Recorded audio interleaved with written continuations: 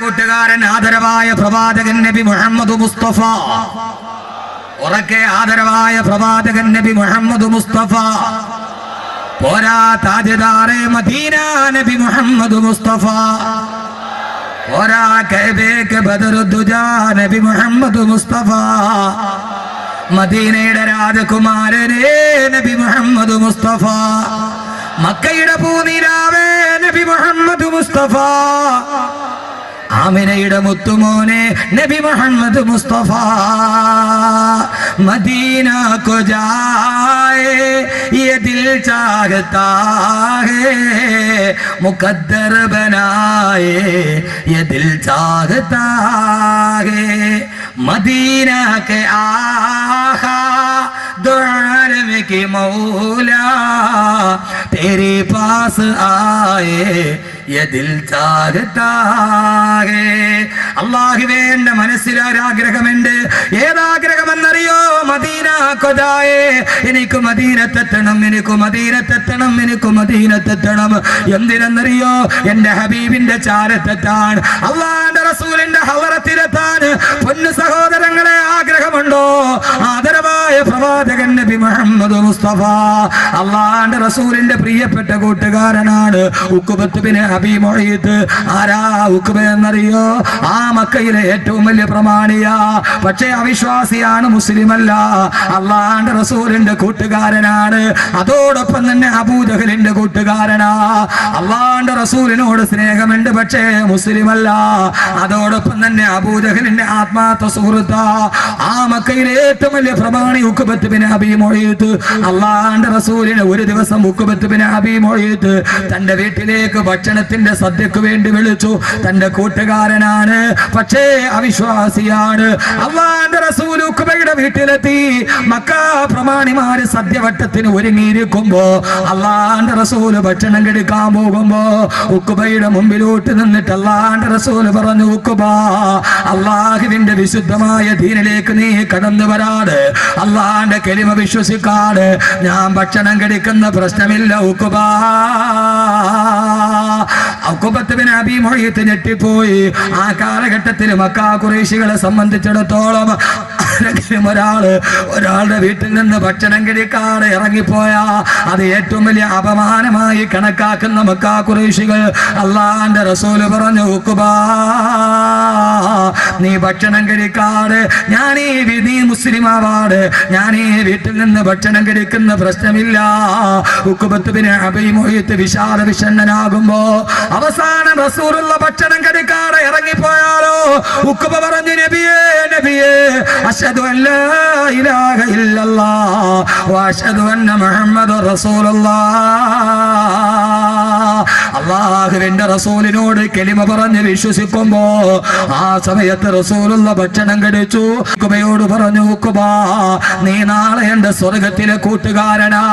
നാളെ നീ എന്റെ സ്വർഗത്തിലെ കൂട്ടുകാരനാ. നാളെ നീ എന്റെ സ്വർഗത്തിലെ കൂട്ടുകാരനാ. ഇതേപോലൊരു ബഹുമതി കിട്ടാനുണ്ടോ? ഒരൊറ്റ നിമിഷം കൊണ്ട് അല്ലാഹുവിന്റെ റസൂലിന്റെ കൂട്ടുകാരനായി ഭക്ഷണം കഴിച്ചിട്ട് റസൂലുള്ള പിരിയുമ്പോ നാട് മുഴുവനും പാട്ടായി. ഉഖബത്ത് ബിൻ അബീ മുഈത്ത് മുസ്ലിമായി. ആ ഉഖബ ഇത് കേട്ട അബൂജഹൽ കോപാക്രാന്തനായി. തന്റെ ആത്മാർത്ഥ സുഹൃത്ത് ഉഖബ മുഹമ്മദിന്റെ വലയിൽ പെട്ടോ സല്ലല്ലാഹു അലൈഹി വസല്ലം. കോപാക്രാന്തനായ അബൂജഹൽ കഅബാലയത്തിൽ നിൽക്കുമ്പോ ഉഖബത്ത് ബിൻ അബീ മുഈത്ത് നടന്നു വന്ന് അബൂജഹലിന്റെ കയ്യിൽ പിടിച്ചു. പിടിച്ച കൈ തട്ടി മാറ്റിയിട്ട് അബൂജഹൽ പറഞ്ഞു, വേണ്ട ഉഖബ, നീ മുഹമ്മദിന്റെ കൂടെ കൂടിയവനല്ലേ, ഇനി നീ എന്നോട് മിണ്ടണ്ട. ഞാൻ നീയുമായിട്ടൊരു ബന്ധമില്ല, ബാല്യകാല കൂട്ടുകാരാണ് നാം. ഇനി മുഹമ്മദിന്റെ കൂടെ പോയാ മതി സല്ലല്ലാഹു അലൈഹി വസല്ലം. ഉഖബ, ഞാൻ മിണ്ടില്ല ഉഖബ. ഉഖബയ്ക്ക് വല്ലാത്ത സങ്കടമായി.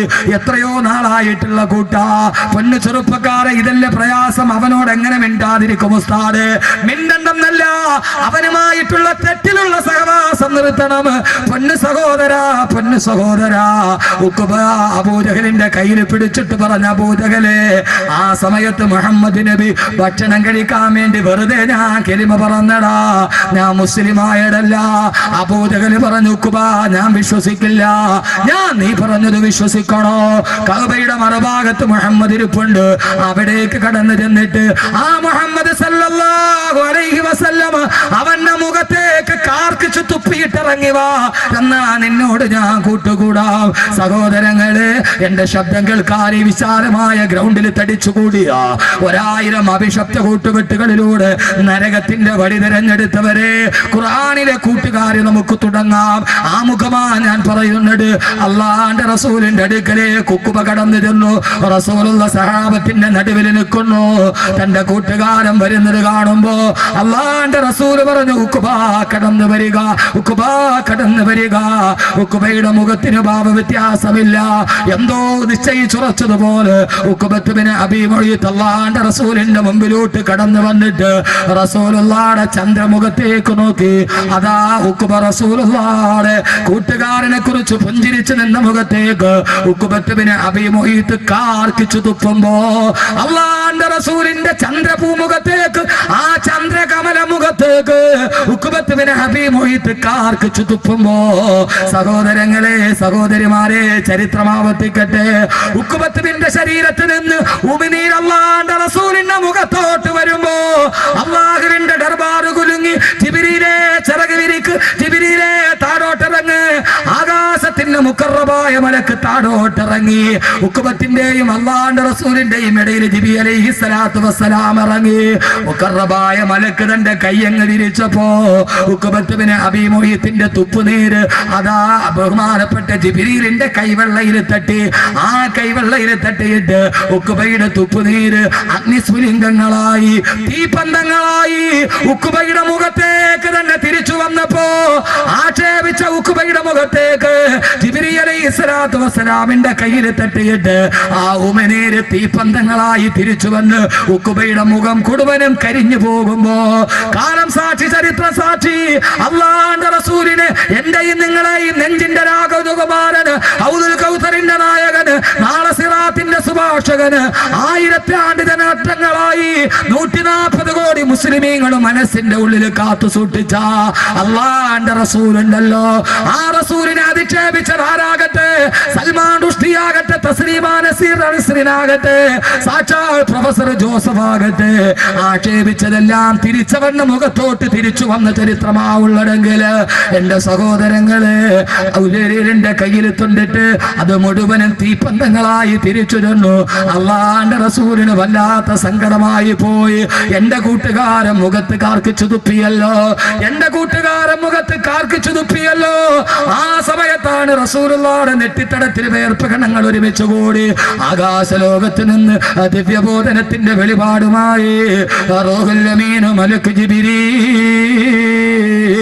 അലൈഹിസ്സലാത്തു വസ്സലാം ആഗതനായി കൂട്ടുകെട്ടിനെ കുറിച്ച് ഏറ്റവും പ്രധാനപ്പെട്ട ആയത്തോട് ഈ പൂർണ്ണമായ സദസ്സിൽ ഒരുമിച്ച് കൂടുമ്പോ ഖുർആനിലെ കൂട്ടുകാര് പറയുമ്പോ, സഹോദരങ്ങളെ, സഹോദരങ്ങളെ, ഈ ആയത്തിൽ നിന്ന് നമുക്ക് തുടങ്ങാം. കൂട്ടുകാരെ കുറിച്ചുള്ള ഏറ്റവും വലിയ ആയത്ത് അല്ലാഹുവിന്റെ റസൂലിന് ആയത്തിറങ്ങി. നബിയെ, വിഷമിക്കണ്ട നബിയെ, സങ്കടപ്പെടേണ്ട നബിയെ, തിരുദൂതരെ, തിരുദൂതരെ, വയൗമ യഉല്ലാലിമു അലാ യദൈഹി വയഖൂലു യാ ലൈതനി ഇത്തഖദതു മഅർ റസൂലി സബീലാ യാ വൈലതാ ലൈതനി യാ വൈലതാ ലൈതനി ലം അത്തഖിദു ഫുലാനൻ ഖലീലാ.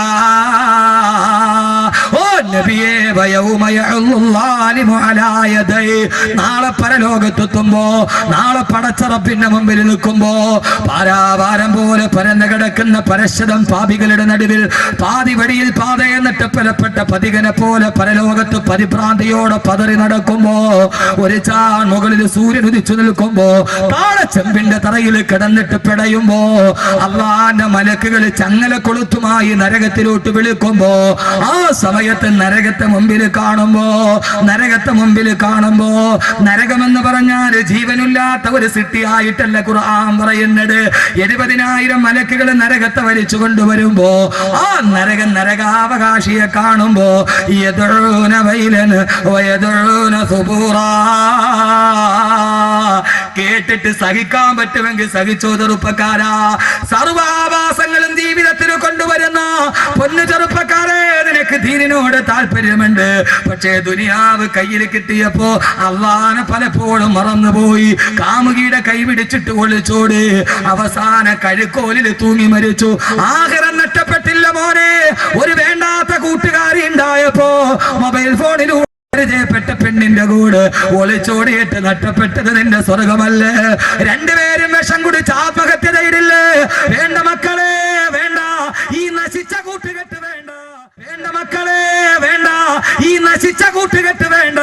അല്ലാഹുവിന്റെ ഖുർആൻ പറയുകയാണ്, നരകം ഇങ്ങനെ കടന്നു വരുമ്പോ, നരകാവകാശികളെ കാണുമ്പോ, ആത്മഹത്യ ചെയ്തവൻ നരകത്തിലല്ലേ, കള്ളു കുടിച്ചവൻ നരകത്തിലല്ലേ, പലിശ മേടിച്ചവൻ നരകത്തിലല്ലേ, കരിഞ്ചന്ത നടത്തിയവൻ നരകത്തിലല്ലേ, പൂത്തിവെച്ചവൻ നരകത്തിലല്ലേ, നന്മയ്ക്ക് തടസ്സം നിന്നവൻ നരകത്തിലല്ലേ, പള്ളയിലോട്ട് കത്തികുത്തി കയറ്റിയവൻ നരകത്തിലല്ലേ, ആത്മഹത്യ ചെയ്തവൻ നരകത്തിലല്ലേ.